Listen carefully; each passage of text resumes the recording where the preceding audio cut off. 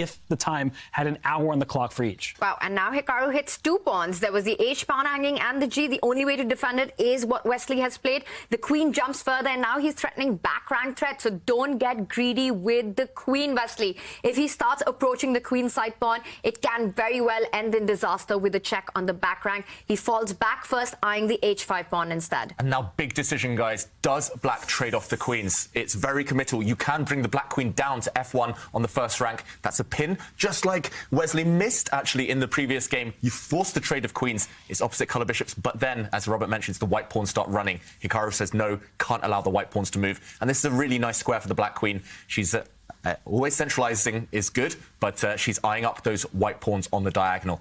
And very, very difficult for Wesley to actually make progress. He can move his bishop around, but the white king not entirely safe.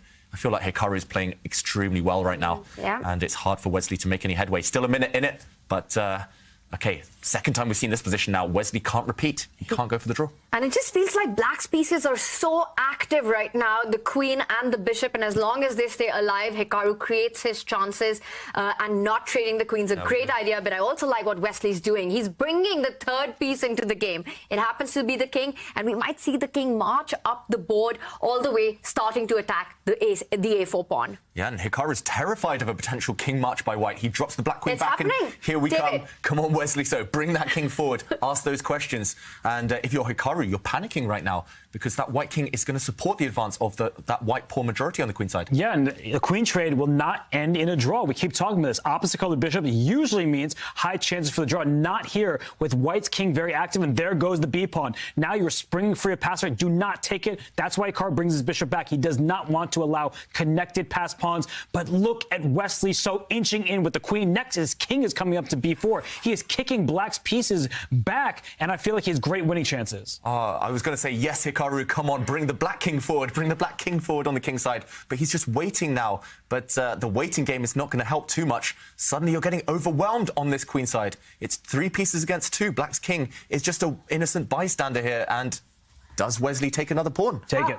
And Hikaru was shaking his head. He hates his position. He hates what he's trying to defend. Well, Wesley just falls back with the king. Now, remember, there's no increment here, so repetition makes no sense. I'm surprised he didn't pick up that second free pawn. What's he doing? He's going backwards. Yes. That's the wrong direction. The white king is super safe here, yes, but it was doing such a good job leading from the front. But the time, Wesley So is an experienced bullet player. We know how good Hikaru is. Wesley, he's no slouch either. So he's using the clock as a weapon, because if they're both spending a few seconds per turn, that's good news for Wesley, because at some point, Hikaru may not be able to find the correct continuation with just under a minute on his clock, which is where we're heading. Yeah, that's actually very clever. That's a really relevant point, Robert. You're just going to maneuver on the dark squares. You can pretty much pre-move the next few turns for Wesley. And only when you reach that kind of 40, 50 move mark, then you push a pawn, then you commit, and then the counter starts afresh.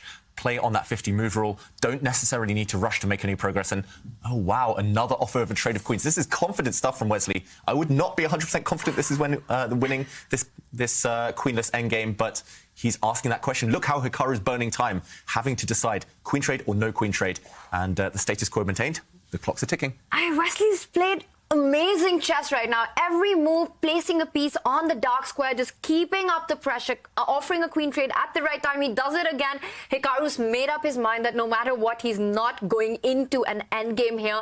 And Wesley, slowly and steadily, improving his piece position. The queen has landed on d6, a g4 break in the air, so dangers on both sides now. But f3, that was not timed correctly by Wesley, because look at the black queen. It's ready to jump into the board if that pawn captures back on b3. So that was an inopportune moment for Wesley. So he take with this king, which is not what you want. You want connected pawns, and Hikaru's immediately going for the attack on the c2 pawn. He's jumping in. You don't have time to pick up the d5 pawn. The f3 pawn that you pointed out, badly timed, is also hanging. Yeah, suddenly it's turned around. We saw Hikaru do his trademark head bob there. He knows that he's fought back, and now he can just give a couple of checks. Where's this white king going to hide? The black queen can come back where she came from, eye up some of those weak white pawns on the king side. And first he activates his king. I love to see it. King of the hill here, both kings advancing. But still, the clock, the biggest factor. 40 seconds in it now. Wesley retreating. He's lost control. suddenly not so easy. Look how the Black Queen is just causing a nuisance from behind here. So many weaknesses in Wesley's camp. And the king's got nowhere to hide. The white king, which looked absolutely safe, is now just running helter-skelter because there is no safe square from checks. Black, meanwhile, has sidestepped any threats along that pin that it was there in. King G6 is a super nice square. Hikaru Nakamura needs just a draw, and it looks like Wesley might have missed a huge opportunity there. Shaking his head, Wesley. Now it's only 15 seconds in it. But he needs to be shameless. That's the problem that Wesley is having right now. He needs to go for the flag. It may be called dirty, it's whatever.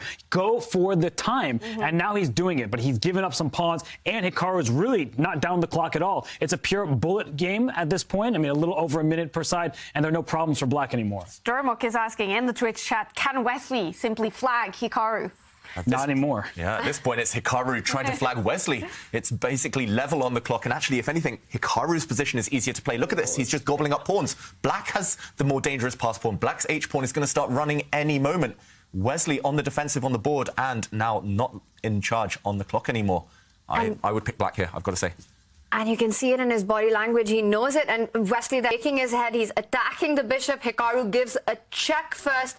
The king moves forward. That h5 pawn is going to be a big distraction. And now he says, I'm ready for an endgame because he's got a passer of his own. The queen trades are forced. There's no way that White can avoid it without just losing the game on the spot. That's why Hikaru's rolled up sleeves. We're in the endgame. White has these outside pass pawns, but look at Black's H pawn. That one is running up the board very fast. It's helped out. It's going to be escorted by the Black king and the other pawns. This is just easy for Hikaru right now, and he's even ahead on time, right? He doesn't have any problems whatsoever. Yeah, looks like Black is completely winning the race. Even without Black's 3 pawns, this is still actually a draw. So Hikaru, he knows he's got this in the bag. He's smiling. He's got a time advantage, and he clenches his fist. Wesley resigns. Fist bump. Wow, it's over. Hikaru Nakamura makes it through to the grand final. He will face off against Magnus Carlsen tomorrow again, winning here in Armageddon. Look at that, Hikaru Nakamura. What a beast he is in this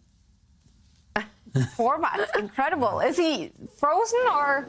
I think he was frozen there, but we'll see the fist bump, the fist pump any moment now. Wesley, meanwhile, shaking his head. He knows it was a missed opportunity. He had a pawn advantage. He had a few minutes advantage, but